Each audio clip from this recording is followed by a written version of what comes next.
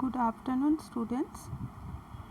আমরা এবার যেটা পড়ব সেটা হচ্ছে Mallory Weiss syndrome or tears. Mucosal or submucosal laceration that occurs at the gastroesophageal junction and usually extend distally into a hiatal hernia. আমরা যখন হার্নিয়া পড়ব তখন হায়াটাল হার্নিয়া সম্পর্কে ডিটেলসে জানব। এখন এটুকু খালি জেনে রাখো, গ্যাস্ট্রোইসোফেজিয়াল জাংশনে মিউকোজাল লেয়ার বা মিউকোজাল লেয়ারের যে ল্যাসারেশন হচ্ছে তাকে আমরা ম্যালোরি ওয়েজ সিনড্রোম বা টিয়ার্স বলছি। পরের স্লাইডে তোমরা ছবিটা দেখতে পাবে। এটাতে আমরা কি পেশেন্ট কি এসে হিস্ট্রি দেয় যে recently excessive itching followed by hematemesis. Okay, recent non-bloody vomiting with excessive retching followed by hematemesis. Hematemesis meaning কি নিশ্চয়ই তোমরা জানো, খাতায় লেখো। হেমাটেমেসিস ইকুয়াল টু কি? এছাড়া আমরা এটা আইডেন্টিফাই করতে পারি কি করলে, এন্ডোস্কপি। এটাতে দেখা যায় সিঙ্গেল টিয়ার গ্যাস্ট্রোইসোফেজিয়াল জাংশনে আছে, আর কি সেভারাল মিলিমিটার্স ধরে বা হায়াটাল হার্নিয়া স্যাক বা কার্ডিয়াক পোর্শন অফ স্টমাক এই পর্যন্ত এই টিয়ারটা এক্সটেন্ড করে যেতে পারে। যদি বুঝতে অসুবিধা হয় স্টমাকের ছবিটা বের করো বইতে, বের করে কার্ডিয়াক পোর্শন বলতে আমরা কোন জায়গাটাকে বোঝাচ্ছি একটু ছবিটা দেখে নাও। দেখো, এই যে tear like structure, that is Mallory Weiss syndrome or tear. এখানে ছবিটা একটু বড় করে দেখানো হয়েছে। যদি আমি এক্স্যাক্ট বাংলায় বলতে চাই তাহলে চিরে যাওয়া, যেটা আমরা সবাই জানি সেটাই। দেখো, জাস্ট ইসোফেগাস আর স্টমাকের যে জাংশন সেটাতেই এটা হচ্ছে। নেক্সট, গ্যাস্ট্রোইসোফেজিয়াল রিফ্লাক্স ডিজিজ, এটাকে শর্টে আমরা বলি GERD। তোমরা কিন্তু ফুল ফর্মটা লিখবে, মুখে উচ্চারণ করো, প্রোনাউন্স করো, ঠিক আছে? তাহলে গার্ডের এই যে ওয়ার্ডটা এর ভেতরেই আমার অ্যান্সার লুকিয়ে আছে। তাহলে কি হচ্ছে, রিফ্লাক্স মানে কি, ব্যাকওয়ার্ড ফ্লো অফ ফুড বা ব্যাকওয়ার্ড ফ্লো। তাহলে কোথা থেকে হচ্ছে, গ্যাস্ট্রিক অ্যান্ড ডিওডিনাল কন্টেন্ট যখন ব্যাক করে ইসোফেগাসে চলে আসছে তাকে আমরা বলছি গ্যাস্ট্রোইসোফেজিয়াল রিফ্লাক্স ডিজিজ। কী কী কারণে হতে পারে, যদি লোয়ার ইসোফেজিয়াল স্ফিংটার মানে যে ডোরের কাজ করে সেই দরজাটা আমার ইনকম্পিটেন্ট হয়ে যায় বা লুজ হয়ে যায় বা ডিজিজড হয়ে যায়, তাহলে স্ফিংটারটা যে ফুড কন্ট্রোলের ক্যাপাবিলিটি ছিল সেটা আর থাকবে না, তার ফলে ফুডটা ব্যাকফ্লো করে ইসোফেগাসে চলে আসতে পারে। এছাড়া কি, pregnancy, obesity, surgical removal of lower oesophagus due to cancer, ascites, hiatal hernia. তাহলে হায়াটাল হার্নিয়াই হচ্ছে এর মেন কজ। এক্ষেত্রে কি হচ্ছে, প্রোট্রুশন। প্রোট্রুশন মানে কোনো অর্গান উইথ স্যাক অন্য অর্গানের ভেতর ঢুকে যায়, সেটাকে বলছে। এক্ষেত্রে কি হচ্ছে, protrusion of part of the stomach through the diaphragmatic hiatus into the thoracic cavity. এটা কোন ক্ষেত্রে হতে পারে, obesity, trauma, weakening of muscles. বোঝা গেছে? তাহলে হায়াটাল হার্নিয়ার ক্ষেত্রে কি হচ্ছে, স্টমাক কন্টেন্টটা প্রোট্রুট করে ডায়াফ্রামেটিক যে ক্যাভিটি আছে বা হায়াটাস আছে সেখান থেকে থোরাসিক ক্যাভিটিতে ঢুকে যায়। সেটা কোন কোন ক্ষেত্রে হতে পারে, obesity, trauma, weakening of muscles. দেখো ছবিটা, ইসোফেগিয়াল ড্যামেজ হয়েছে এখানে। তার ফলে স্টমাক কন্টেন্ট, এইখানে যে ডোরটা আছে বা এলিএস, লোয়ার ইসোফেজিয়াল স্ফিংটার, সেটা যদি ইনকম্পিটেন্ট হয়ে যায়, তাহলে ওর কাজ ছিল কি, ফুড যখন এখান থেকে আসবে ওকে ব্লক করে দিল, আর ওপরে যেতে পারবে না। কিন্তু ও যদি ইনকম্পিটেন্ট হয়, ডোর যদি লুজ হয়, তাহলে ফুড ব্যাকফ্লো করবে। তো যেহেতু এখানটা ডিজিজ, তাই ফুডটা ব্যাক করে যাচ্ছে, দ্যাট ইজ রিফ্লাক্স।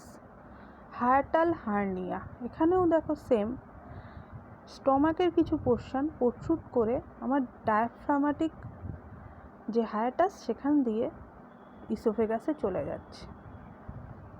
ওকে, দেখো এই ছবিটা আরও ক্লিয়ার। এটাকে আমরা স্লাইডিং হার্নিয়া বলছি, এটাকে আমরা রোলিং হার্নিয়া বলছি। তাহলে মোটামুটি কি হচ্ছে বা প্যাথোফিজিওলজি কি এই ডিজিজটার ক্ষেত্রে, আমরা ফুড নিলাম, নেওয়ার ফলে নর্মাল মেকানিজমে, এর আগে যেটা বললাম জাস্ট সেটাই, নর্মাল মেকানিজমে ফুডটা ডাউনওয়ার্ডসে যাওয়ার কথা। কিন্তু যেহেতু এলিএস উইক, লোয়ার ইসোফেজিয়াল স্ফিংটারটা উইক, লোয়ার ইসোফেজিয়াল স্ফিংটার কোথায় থাকে, খাতায় লেখো, ভিডিও পজ করো, খাতায় লেখো।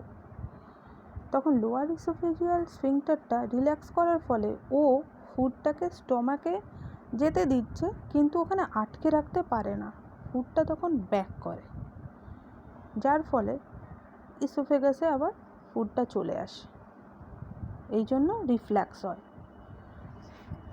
কিছু কিছু ফুড আছে যেমন অ্যান্টিকোলিনার্জিক, ক্যাফেইন, অ্যালকোহল, স্মোকিং বা শুয়ে শুয়ে খেলে অনেক সময় দেখবে রিফ্ল্যাক্স হয়।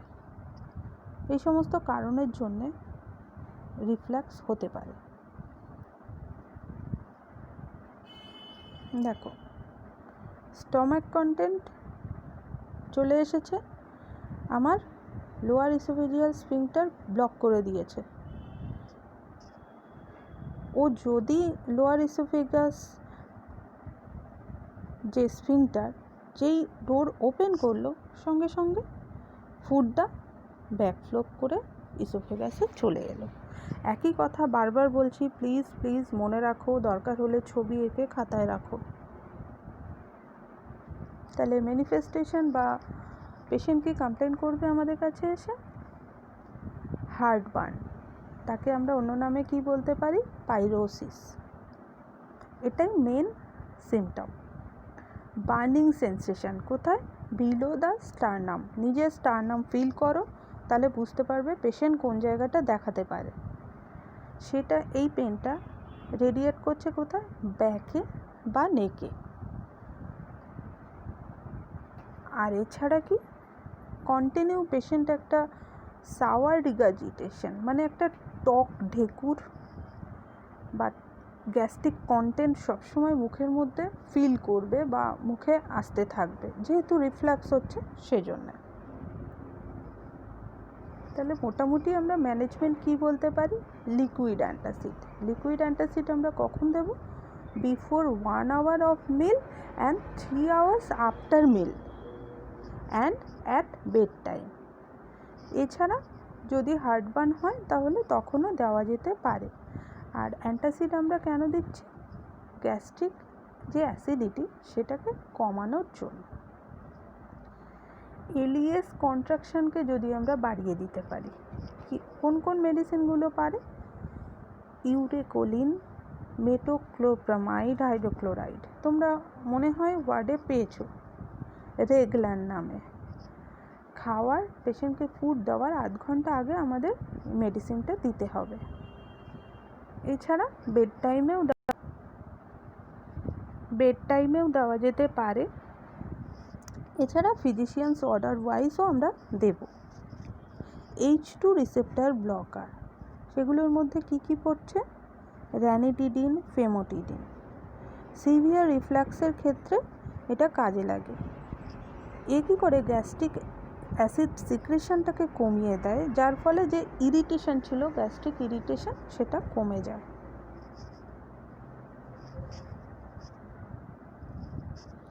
হায়াটাল হার্নিয়া যদি কোনো পেশেন্টের থাকে তাহলে সেই হায়াটাল হার্নিয়ার সার্জিক্যাল প্রসিডিওর করতে হবে বা সার্জারি। এছাড়া পস্টেরিয়র গ্যাস্ট্রোপ্লেক্সি, দেখো এখানে স্টমাকের যে শেপটা ছিল সেটা কিন্তু চেঞ্জ হয়ে গেছে, ছবিটাও খেয়াল করো। স্টমাকটাকে অ্যাবডোমেনের এদিকে ঘুরিয়ে এনে সুচার করে দিয়ে রাখা হচ্ছে, সেই প্লেসেই থাকছে কিন্তু জাস্ট অ্যাবডোমেনের দিকে ঘুরিয়ে এনে রাখা হচ্ছে। আর কি অপারেশন? নিসেন ফান্ডপ্লিকেশন, এটা কিন্তু তোমাদের পরীক্ষায় আসে। Wrapping the ফান্ডাস of the stomach, ফান্ডাস কোন জায়গাটা বুঝতে পারছো? Around the lower part of the oesophagus two restore sphincter competence and prevent reflux. ছবিটা দেখো,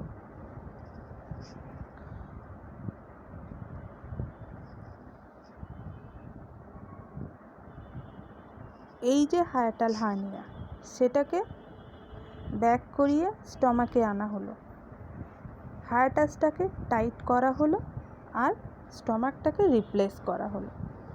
ওকে, দেখো অপারেশনের আগে এই কন্ডিশনটা ছিল, অপারেশনের পরে এই কন্ডিশনটা হলো।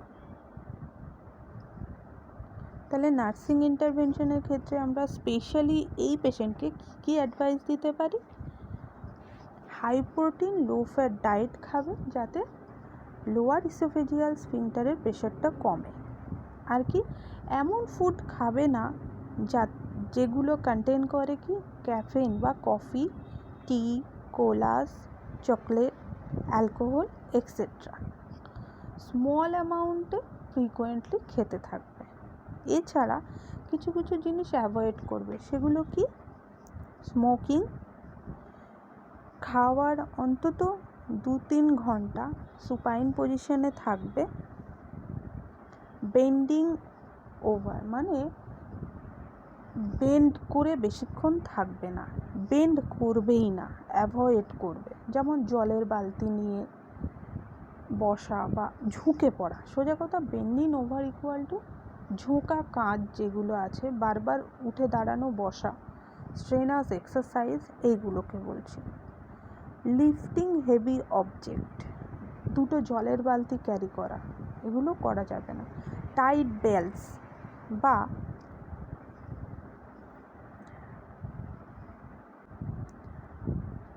মাথা উঁচু করে বা মাথার দিকটা 2টো বালিশ নিয়ে শোয়া বা প্রপ আপ করে 30 ডিগ্রির বেশি প্রপ আপ করে শোয়া চলবে না, অ্যাভয়েড করতে হবে। রিফ্লাক্স, দেখো এখানে ছোট্ট কথায় বোঝানো আছে। রিফ্লাক্সের আর equal to regurgitation, okay. E equal to oesophageal spasm, F equal to food, small অ্যামাউন্টে ফ্রিকোয়েন্টলি ফুড খেতে হবে। L lifestyle modification. Use of Prilosec, Prevacid, Nexium, Reglan, antacid, H2 receptor blocker. এর মধ্যে থেকে শুধু Reglan, antacid, H2 receptor blocker মনে রাখলেই চলবে। এছাড়া x equal to cut out callus milk two decrease acid production and peppermint.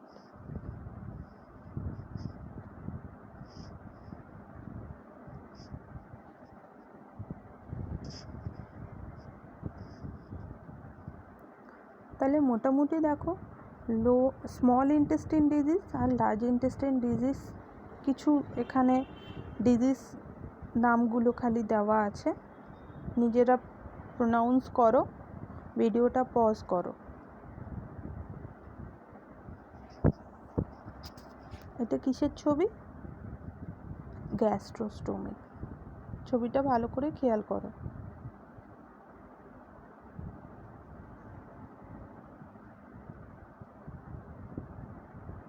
এটা জেজুনোস্টোমি। ওয়ার্ডে যদি না দেখতে পাও অন্তত এটা দেখো, মাথায় রাখো, জেজু নামে একটা টিউব কানেকশন করা আছে এই অবধি। এটা আইভি সেট এখানে কানেক্ট করা, যেখান থেকে ফুডটা এখানে যাচ্ছে। প্যারেন্টেরাল নিউট্রিশন তোমরা ওয়ার্ডে দেখতে পাবে।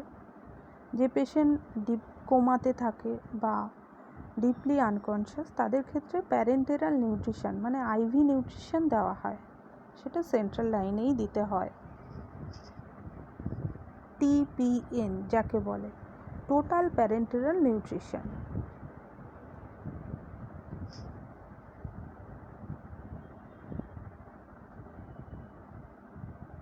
বাউল ওয়াশ, দেখো পেশেন্ট নিজে নিজেই বাউল ওয়াশ করছে। এখানে ছোট্ট করে ছবিটা আছে, এই ছবিটাই এখানে বড় করে দেওয়া আছে। স্যালাইনটা যাচ্ছে এখান থেকে, ওয়াশ হয়ে বেরিয়ে যাচ্ছে।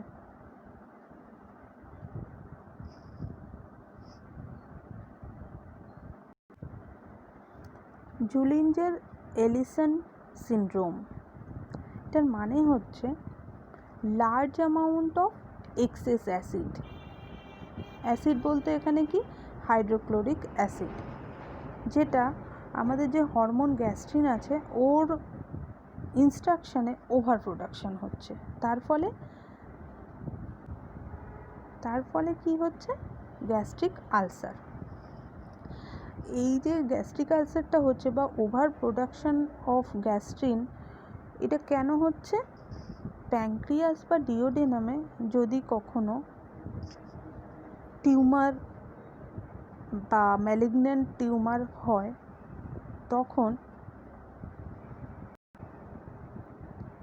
এরাই হেল্প করে excessive production of hydrochloric acid তৈরি করতে। সেই জন্য এটা সলিউশন হলো বা ট্রিটমেন্ট হলো টিউমারটাকে